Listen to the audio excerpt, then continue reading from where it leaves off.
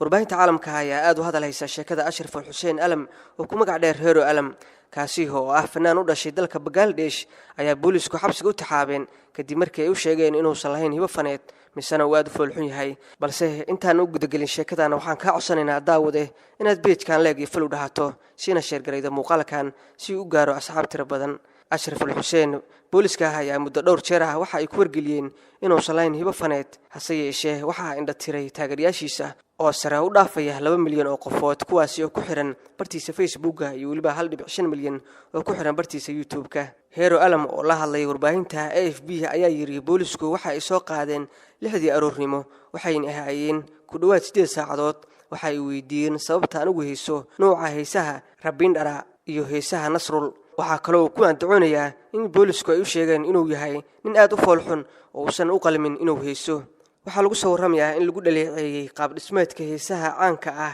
ee Rabindara oo ku guuleystay abaalmarinta modelka iyo waliba sidoo kale gabyaaygii Bangladesh kaasi iyo Nasrul Islam sidoo kale heesiisa heesta loo yaqaan heesta Carabta waxa daawatay in ka badan 17 milyan kuwaasi oo ku xiran mareegtiisa baraha bulshada Ashraf Xuseen wali waa uu xiran yahay waxa uu xorriyadiisu u waayay codxumo iyo foolxumo waa sida ay qabaan booliiska dalka Bangladesh haddii aad soo gaartay dhamaadka muuqaalkan nala wadaag fanaan Soomaaliyeed oo is leedahay codxumo darteed ayuu xabsi ku mutaysan lahaay